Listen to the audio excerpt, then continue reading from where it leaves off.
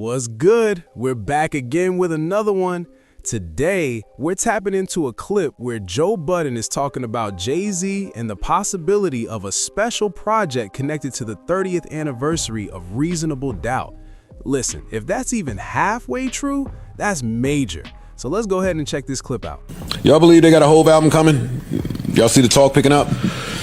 I think he's doing something for Reasonable Doubt 30th anniversary. I think that's what's coming. Whether it be a repackaging with some extra, because they're doing too much just to have put dead presidents on streaming. Right? All these flyers and billboards. Somebody pointed out that the WNBA who play at Barclays, it's like a 2-week gap right around the exact 30th anniversary of Reasonable Doubt, that there's no home games at Barclay.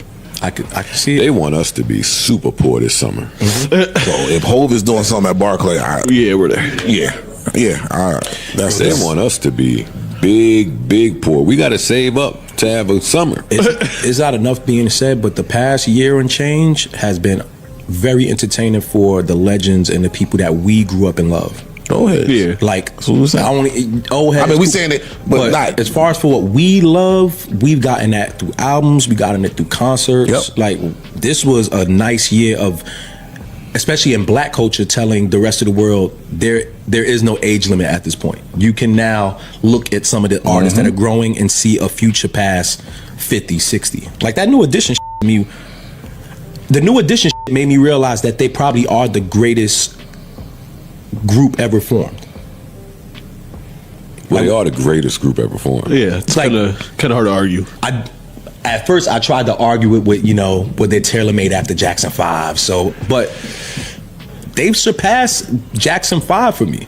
They've surpassed a lot of that other shit. Like, when you got every single member of that group having a successful solo career or a career outside of that group, and then being able to come back and then 56 and still touring, you will never see nothing like we saw at that New Edition concert, where we just spinning off into, hey, here's the Bobby Brown version of New Edition. Here's the non-Bobby Brown version of New Edition. Here's the group Bid found when we was on the New Edition tour coming out. Yeah.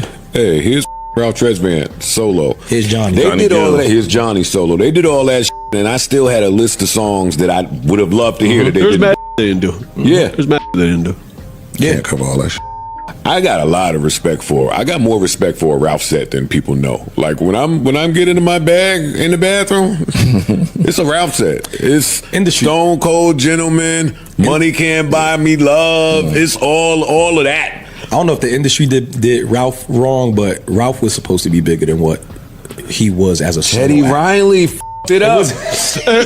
Teddy Riley f***ed that up, and he wouldn't cop to it here, but he did. Ralph Tresvant left the group, was the lead. He didn't leave. He was the lead in the group. He was, first of all, the group felt away about that.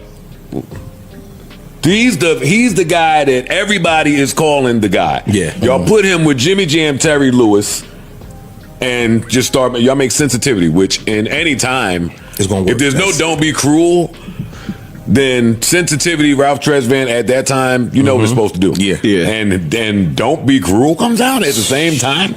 Oh, wait, I'm lying. Johnny came out before Don't Be Cruel, too. Fair Weather Friend and all that shit. These was going. And Don't Be Cruel came out with Babyface and Jimmy Jam and Terry Lewis and Teddy Rock. Getting mad, this nigga. He did. You see he's under fire for saying he would rock with R. Kelly? Yeah, he took it back though. He did. He took it back, and I feel bad that he has to take that back. I don't. I already told you what I said. He took it back, but he was lying. I don't think he's lying. You know he'd do that. He'd do that R. Kelly album in a heartbeat. He probably wouldn't put it out. He would, but would he creatively in his work on heart it? Yes. create something with R. Kelly? I think he would. I think he loves music too much to skip the opportunity. I think most people, if they could just get in the studio and create with R. Kelly today, they still would. Secretly and just be able to see what that talent looks like and be able to have something for their own archive, mad people would.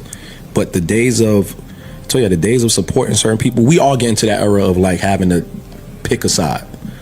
Joe Budden is picking up on all the signals, and things are starting to get really interesting. He's breaking down the marketing moves, the Barclays Center schedule, and subtle hints dropping from inside the industry.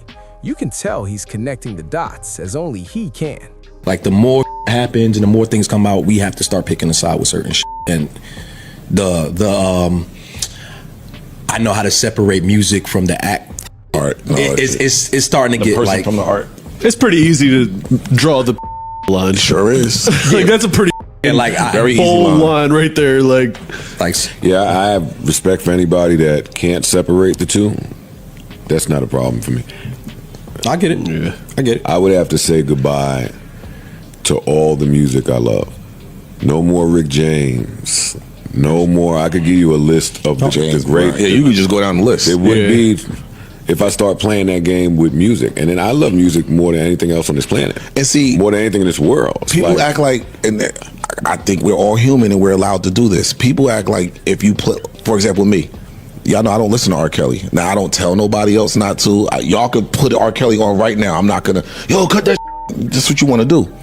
But they're like, why don't you take that stance? Well, like they treat you like whatever your personal feelings has to apply across the board. And some things just hit differently. So, for sure. For example, with him, certain things hit a little differently. I'm sorry. So I just can't listen to that anymore. You know what's up for me is what took me to get to understanding your point now today. I should have just got that just off of just having some level of understanding, morals, whatever the consider, right? It took me to hear the victim, the actual person that we saw in the video. Mm-hmm. It took me to hear her speak, to be like, you know what? It's time to really consider how we address. Like, if I'm her and I'm really traumatized, and she's clearly very traumatized by it, and I've walked around my whole life being known as that R. Kelly girl. I'm the R. Kelly girl. Every time I walk outside, whatever, boom, boom, and I finally now get the courage to speak about it. I do think us as people knowing that that's wrong, we should show a level of support of saying his music ain't good enough for us to have to go at it and make you feel like we don't support what you went through. Oh, hell no. That's now there are people that says his music is good enough. I'm not mad at nobody for doing that. And I'm not mad at them. That situation, that woman doesn't come to mind if Your Body's Calling Me is on or Step in the Name of Love. Like, if a song is just on, my brain don't go right to it's starting to all of the victims. I mean, mine. Yeah. I'm just saying, I'm not mad at nobody's that does. But it's too many different eras of music that I enjoy and want to hear and just randomly think of. There's been times I've been in the car and was like, man, let me go back to this Chocolate Factory album and see what's on it. I'll be in the car and say, when Teddy left, let me get my New Jack Swing playlist on. Let me go to my 80s. I'm not like, it's just the music for me. And again, I'm not just in my phone R. Kelly'd out. Right. But I'm not going to lie and say I'm never going to hear his pen is too great. From the clip, it's clear that Joe Budden isn't claiming to have hard, confirmed intel on a new Jay-Z album, but he's meticulously piecing together the signals and industry whispers that hint something big might be on the horizon. Budden notes that the 30th anniversary of Reasonable Doubt coincides with a noticeable gap in the Barclays Center calendar, which could suggest a special event or performance. He also highlights the marketing push, flyers, billboards, and subtle teasers as indicators that Jay-Z is prepping something major for fans.